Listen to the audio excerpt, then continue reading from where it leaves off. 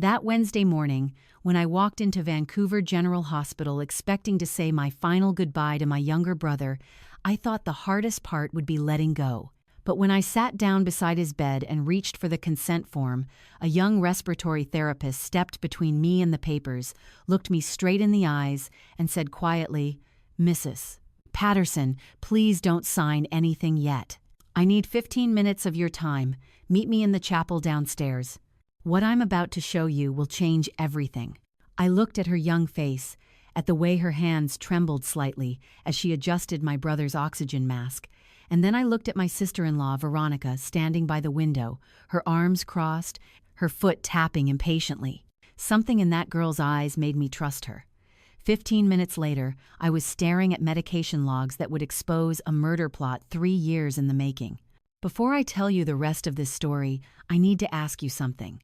Have you ever felt deep in your bones that something was terribly wrong, even when everyone around you insisted you were imagining things? That nagging feeling that kept you awake at night, that whisper in the back of your mind saying don't trust what you're seeing? I want you to think about that feeling, because by the end of this story, you'll understand why ignoring it can cost someone their life. And if this story resonates with you, please take a moment to like this video and subscribe to Revenge Unseen. Your support helps me share these stories that need to be told. My brother Daniel was 61 years old when his wife called me on a Sunday evening in early March. I was at my home in Victoria, enjoying a quiet retirement after 35 years as an elementary school principal.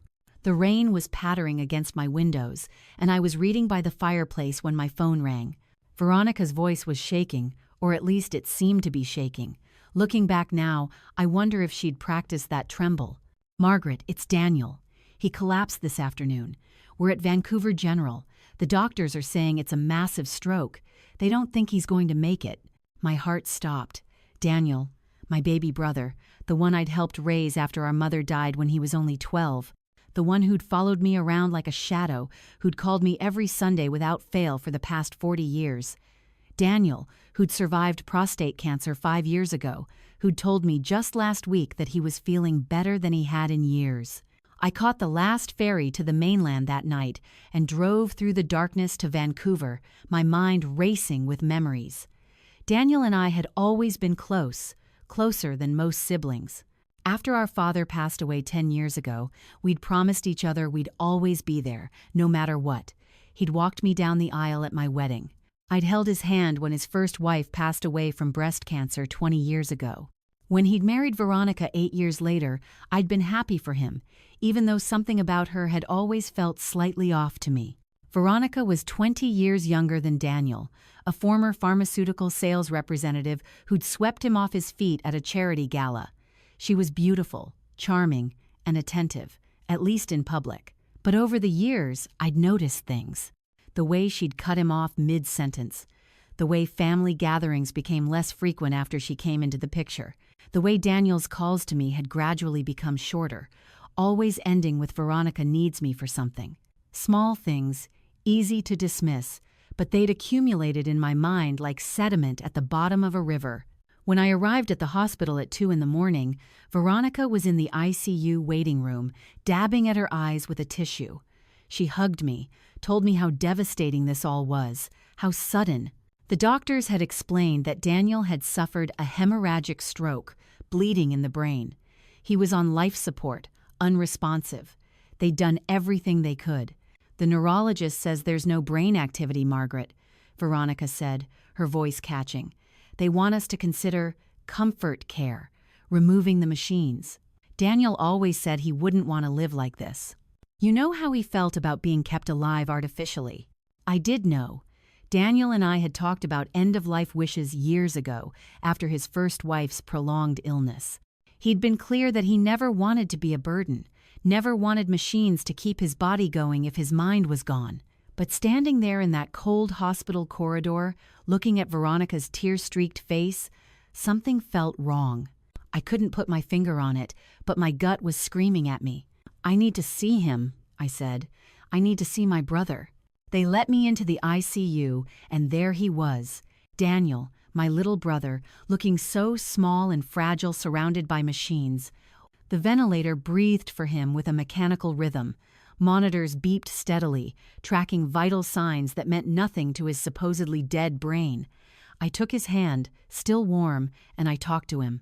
I told him about the ferry ride, about the rain, about the book I'd been reading. And I swear, I felt his fingers twitch against mine. "Did you see that?" I asked the nurse nearby. His hand moved. The nurse, a middle-aged woman with tired eyes, glanced at the monitors. "Sometimes there are involuntary reflexes, Mrs. Patterson. I'm sorry, but it doesn't indicate consciousness. The neurological assessments have been conclusive."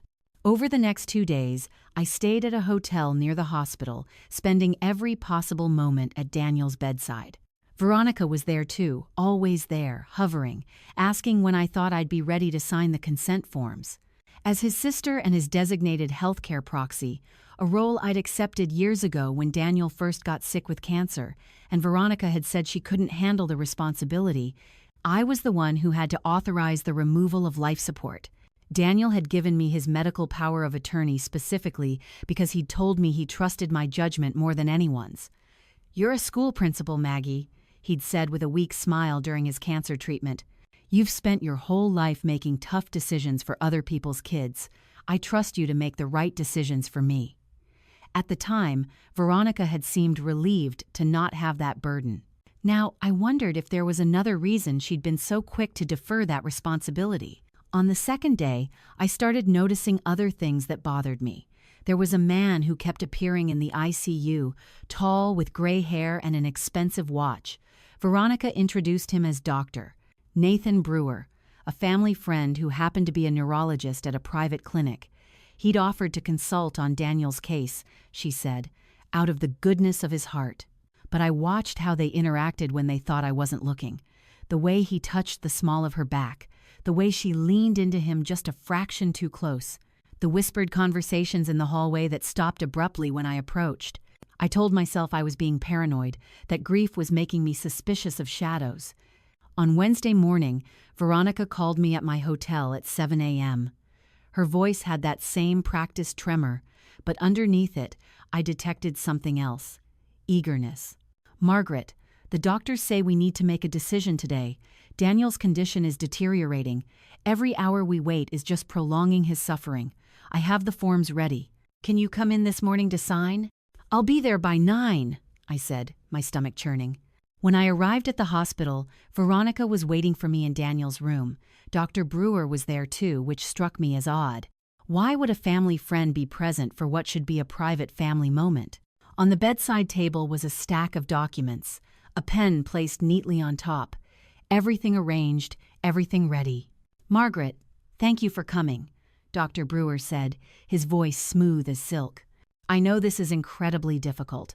I've reviewed Daniel's case thoroughly, and I want you to know that you're making the right decision. There's simply no hope for recovery." Veronica nodded vigorously, her eyes red-rimmed but dry. "Daniel wouldn't want this, Margaret. You know he wouldn't. Please, let's just end his suffering." I walked to Daniel's bed, looked down at his face. He looked peaceful, almost like he was sleeping. I reached for the pen. That's when I felt a hand on my arm. Firm, insistent, but gentle. "Mrs. Patterson?" I turned to see a young woman in scrubs, barely 30 years old, with dark hair pulled back in a ponytail and intelligent eyes behind wire-rimmed glasses. Her name tag read Sophie Chen, respiratory therapist. "Mrs. Patterson, I'm so sorry to interrupt, but I need to speak with you about your brother's ventilator settings. It's urgent. Could you step outside with me for just a moment?" Dr. Brewer's face tightened. "This can wait, Miss Chen. We're in the middle of a family matter." "Actually, sir, it can't wait. Hospital protocol requires me to discuss any respiratory concerns directly with the healthcare proxy before any major decisions are made. It will only take 15 minutes. Veronica's foot was tapping against the linoleum. "Margaret, honestly, whatever she needs to tell you can wait until after." "No, it's fine," I said, something in Sophie's eyes compelling me to trust her. 15 minutes, I'll be right back." Sophie didn't take me to discuss ventilator settings. She led me through the hospital corridors, down 2 floors, past the cafeteria, and into a small chapel near the back of the building. She closed the door behind us and turned to face me, her composure cracking. "Mrs. Patterson, I could lose my job for what I'm about to tell you. I could lose my license, my whole career. But I can't stand by and watch them murder your brother." The word hit me like a physical blow. "Murder? What are you talking about?" "The doctors said he had a stroke. They said there's no brain activity." Sophie pulled out her phone with shaking hands. "I've been your brother's respiratory therapist for the past 4 days. I'm responsible for managing his ventilator, monitoring his oxygen levels, adjusting his settings, and Mrs. Patterson, I've seen things that don't add up." She showed me a series of photographs on her phone, charts, medication logs, ventilator readings. "Look at this. Your brother's oxygen saturation levels have been fluctuating wildly, but only during certain shifts. Specifically, when a particular nurse named Patricia Henley is on duty, she's been adjusting his ventilator settings to reduce oxygen flow, then correcting them just before the doctors do their rounds." I stared at the data, my mind struggling to process what I was seeing. Why would a nurse do that? Because she's being paid to do it. I've seen her meeting with that man, Dr. Brewer, in the parking garage. 2 nights ago, I saw him hand her an envelope. I couldn't see what was inside, but based on the thickness, I'd guess it was cash. A lot of cash. My hands were trembling now, but the neurologist, the one assigned by the hospital, he confirmed Daniel is brain dead. Sophie shook her head. Dr. Patel, the hospital neurologist, has been doing his assessments based on data that's been manipulated. Every time he schedules a neurological exam, somehow that nurse Patricia ends up being the one to prep your brother beforehand, and his sedation levels mysteriously spike just before the tests. She showed me another chart. "See this? Your brother is supposed to be on minimal sedation, just enough to keep him comfortable on the ventilator. But someone has been increasing his doses significantly, enough to suppress all neurological responses. If you tested anyone under this level of sedation, they'd appear brain dead too." "How do you know this isn't just a mistake? A charting error?" Sophie bit her lip. "Because yesterday, during a night shift when Patricia wasn't on duty, I did something I shouldn't have. I reduced your brother's sedation to the prescribed level, just for a few hours, to see what would happen." She pulled up a video on her phone. It was grainy, clearly taken covertly, but I could see Daniel's face clearly. And as I watched, his eyelids fluttered, his head turned slightly, his lips moved as if he was trying to speak. "Oh my God," I breathed. "He's not brain dead, he's alive." "He's very much alive," Sophie confirmed. "And if you sign those papers today, they're going to disconnect him from life support, and he's going to die. Not from his stroke, not from natural causes, but because someone wants him dead." My mind was racing, putting pieces together. Veronica, the younger wife who'd isolated Daniel from his family. Dr. Brewer, the family friend who was clearly more than a friend. The expensive house, the vacation properties, the investment portfolio Daniel had built over 40 years as a successful architect. "Why?" I whispered. "Why would Veronica do this?" "I don't know for certain," Sophie said, "but I overheard something 3 nights ago that might explain it. I was checking on your brother around midnight when I heard voices in the hallway.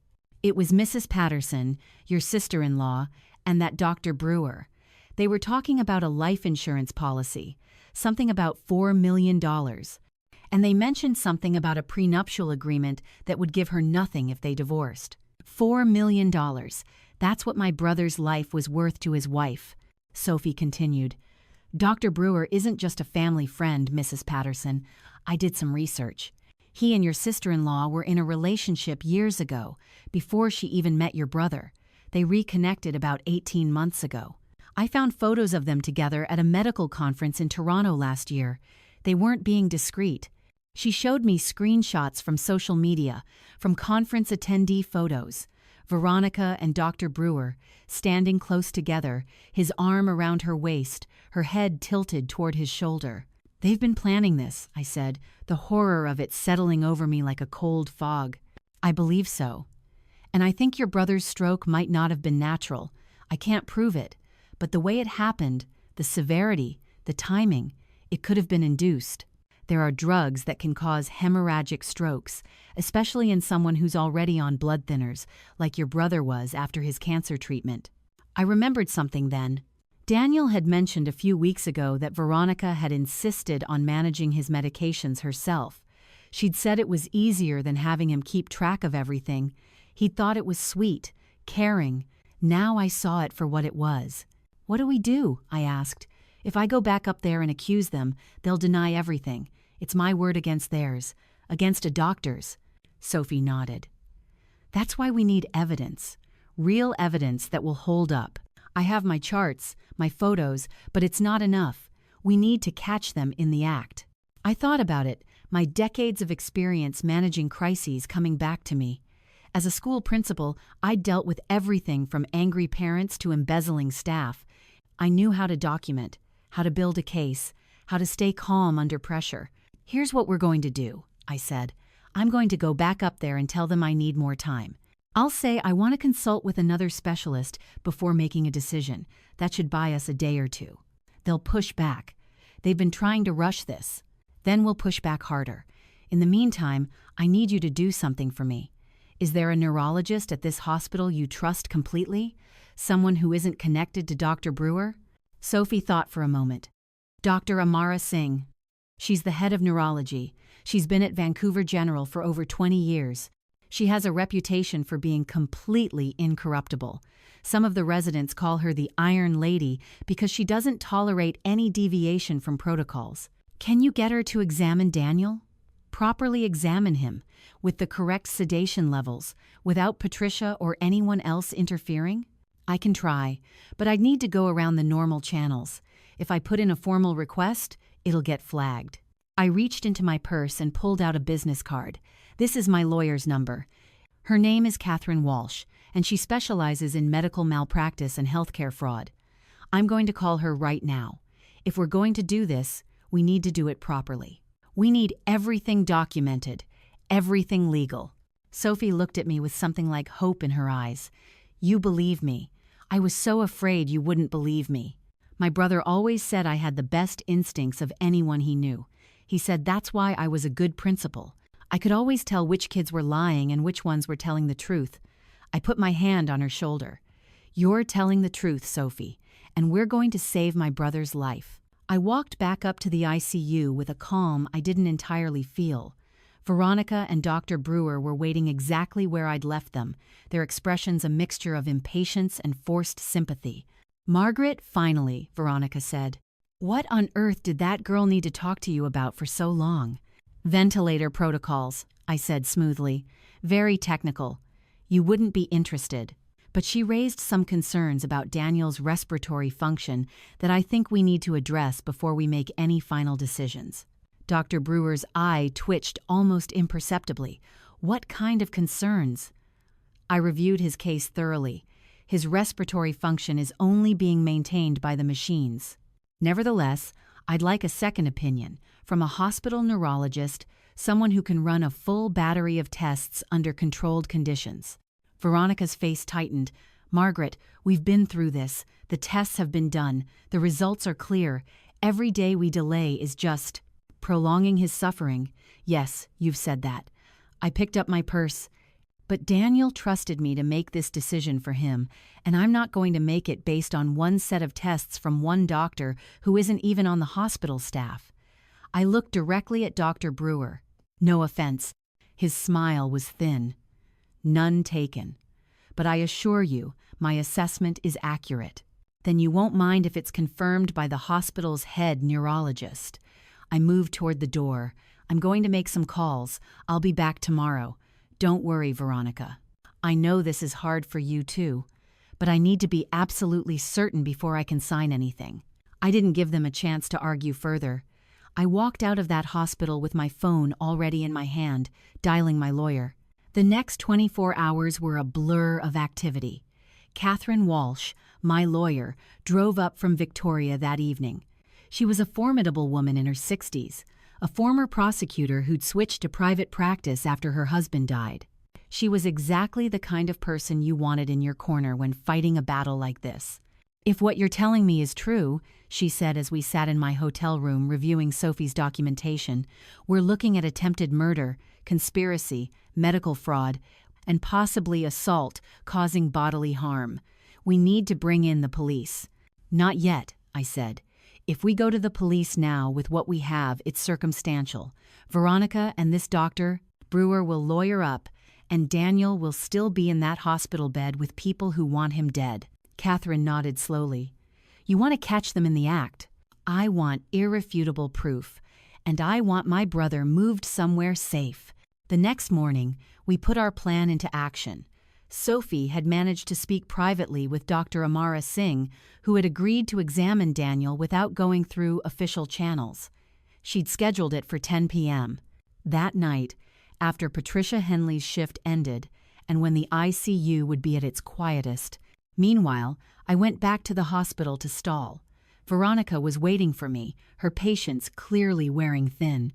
"Margaret, I've been up all night thinking about this. Daniel is suffering. Every moment we delay is cruel to him. Please, let's just sign the papers and let him go peacefully." "I've arranged for a consultation with Dr. Singh," I said. "She's going to examine Daniel this evening. If her findings match Dr. Brewer's, I'll sign the papers tonight. But I need this, Veronica. I need to know that I did everything possible before I let my brother go." She couldn't argue with that, not without revealing her true motives. So she agreed, though I could see the frustration simmering behind her eyes. That evening, at 10:15 p.m., Dr. Amara Singh conducted a comprehensive neurological examination of my brother. Sophie had spent the previous 6 hours carefully reducing his sedation to the prescribed levels, documenting every change. Catherine Walsh was there as a witness, along with a private investigator she'd hired who was discreetly filming everything. Dr. Singh performed a series of tests that I watched with my heart in my throat: the Glasgow Coma Scale Assessment, pupillary response tests, the cold caloric test, and finally, the same sternal rub test that Sophie had seen produce a response days earlier. When Dr. Singh pressed her knuckles firmly against Daniel's sternum, his face contorted in a grimace. His hand moved toward his chest as if trying to push away the source of pain. And his eyes opened, unfocused but present, scanning the room before drifting closed again. Dr. Singh turned to me with an expression of barely contained fury. "Mrs. Patterson, your brother is not brain dead. He is in a coma, yes, but his brain shows significant activity. With proper treatment and rehabilitation, there is a reasonable chance of recovery. The documentation I was provided does not match what I'm seeing here at all." "We have reason to believe the documentation was falsified," Catherine said, "and that my client's brother has been deliberately overdosed with sedatives to suppress his neurological responses." Dr. Singh's jaw tightened. "I'm calling hospital security. And the police. No one enters this room without my authorization until this is sorted out." The next few hours were chaos. Hospital security arrived, then the Vancouver Police Department, then more lawyers, more doctors, more officials than I could keep track of. Dr. Singh had Daniel immediately moved to a secure ward under her direct supervision, with strict orders about who could access his medication and care. Veronica arrived at the hospital around midnight, clearly having been alerted by someone. The look on her face when she saw the police officers stationed outside Daniel's new room was something I will never forget. All that careful composure, that practiced grief, shattered in an instant. "What's going on?" she demanded. "Margaret, what have you done?" "I've done what Daniel trusted me to do," I said quietly. "I've protected him." The investigation moved quickly after that. Once the police started digging, the evidence piled up faster than anyone expected. Dr. Brewer's bank records showed regular deposits from an offshore account that was traced back to Veronica. Patricia Henley, the nurse, broke down under questioning within 48 hours and confessed everything in exchange for a reduced sentence. She'd been promised $100,000 to help keep Daniel sedated and to manipulate his medical records. She'd only received $30,000 before getting caught. But the most damning evidence came from an unexpected source. 2 weeks before Daniel's stroke, he'd installed a smart home security system in his house, one of those modern setups with cameras in multiple rooms that backed up to a cloud server. Veronica hadn't known about the cloud backup. She'd only erased the local recordings. The footage showed everything. Veronica crushing pills and adding them to Daniel's morning coffee. Veronica on the phone with Dr. Brewer, discussing dosages and timing. Veronica standing over Daniel's unconscious body after he collapsed, calmly waiting several minutes before calling for an ambulance, making sure the damage was done. She'd been poisoning him for months with a blood thinner she'd stolen from her days as a pharmaceutical rep, building up the concentration in his system until his blood wouldn't clot properly. The morning of his stroke, she'd added a drug that spiked his blood pressure, triggering the hemorrhage in his already compromised brain. It wasn't a stroke. It was attempted murder, carefully planned and almost perfectly executed. Almost. 3 months later, I sat beside Daniel's bed in a rehabilitation facility in Burnaby. He was awake now, though still weak, still struggling with speech and movement on his left side. The doctors said he might never fully recover, but he was alive. He was conscious. He knew who I was. "Maggie," he said, his voice slurred but unmistakably his.